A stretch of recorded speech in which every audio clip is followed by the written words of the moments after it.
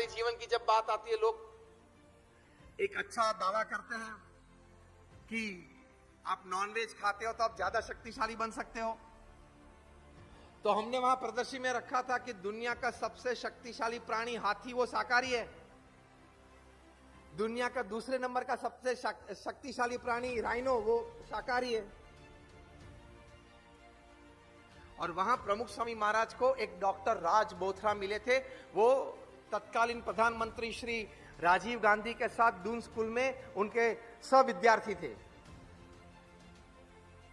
वो India ads foundation संस्था उन्होंने चालू की थी।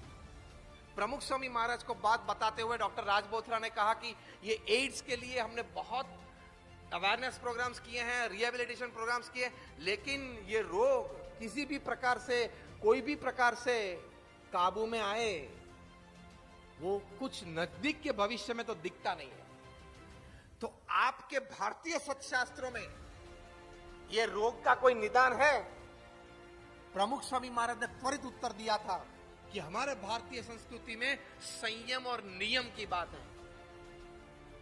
पश्चिम में भोग विलास की बात है, हमारी संस्कृति में तपश्चर्या की, संयम की, नियम की बात है।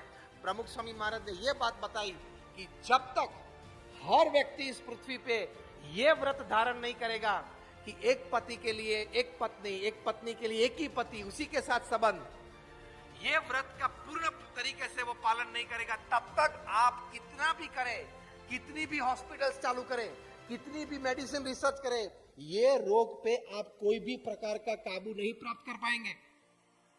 डॉक्टर राज बोथरा को ये बात ठीक लगी और इसी प्रकार के सूत्र का प्रचार उन्होंने चालू किया। तो ये संयम नियम जीवन में आएगा। व्यसन मुक्ति की बात की, शाकाहारी जीवन की बात की, और ये तभी आप एक बेहतरीन जीवन की ओर जाएंगे। हमने ऐसे भी देखे हैं कि 50 साल तक रोज 50 सिगरेट पिए तो भी उसको कुछ नहीं होता है, और 2 सिगरेट पीता हो और 5 साल में कैंसर लग जाता है, ऐसा भी देखा है। हाँ या ना? होते हैं लोग इस प्रकार के। आप उस रेंज में कहां हो, आपको क्या पता? उस रेंज में आप कहां हो, आपको क्या पता? तो जीवन में पवित्रता चाहिए। और अभी तो साइंटिफिक रिसर्च हुई है, the more purity in your life, the better the quality of your thoughts, and better the quality of your thoughts, better the quality of your life. जीवन में पवित्रता है तो विचार की शुद्धि रहेगी, विचार की शुद्धि रहेगी तो आपके वर्तन में यह प्रतिबिंबित होगी, और वर्तन में जब प्रतिबिंबित ये शुद्धि होगी तब आपका जीवन भी बेहतरीन बन सकता है।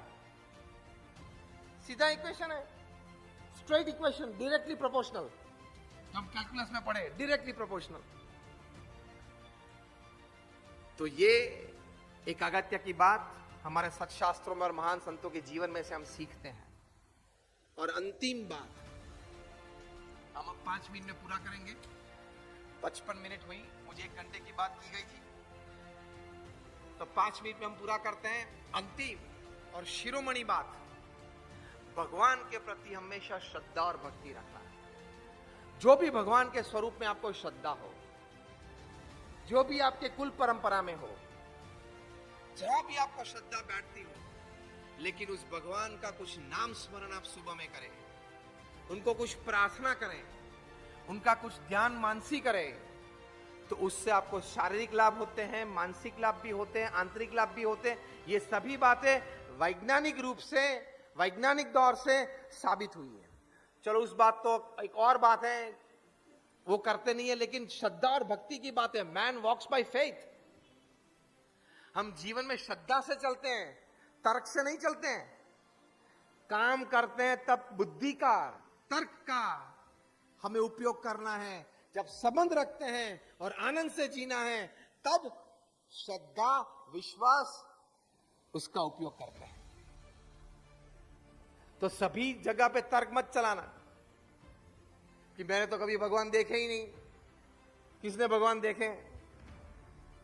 एक बार हम आईएम में प्रवचन कर रहे थे, प्रश्नोत्तरी में किसी ने प्रश्न पूछा कि स्वामी आप इतनी बात कर रहे हो, आपने कभी भगवान को देखे? मैंने बोला हाँ देखे हैं। फिर मैंने उनको प्रश्न पूछा आपको देखने हैं? अभी आपको पूछ रहा हूं सभी को, आपको देखने हैं? आया ना? देखने सूर्य है वो भगवान है। चलो शास्त्रों में लिखा है सूर्य देव, वो आप शायद नहीं मानेंगे, लेकिन अब तर्क से तो मानेंगे। अगर कोई वजह से कल सुबह सूर्य उदय नहीं हुआ तो संगम नहर में कोई ऐसा व्यक्ति है वो उसको बाहर ला सकता है?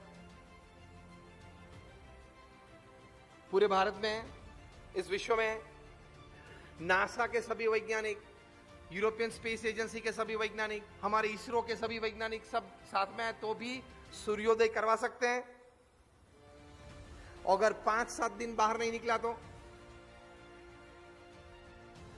सबका जीवन पूरा उस तेज और गर्मी से हमारा जीवन चलता है। वो तेज और गर्मी है, वो सूर्य देव का, वो भगवान का हमारे प्रति प्रेम है, इसलिए तो हम जिंदा रहते हैं।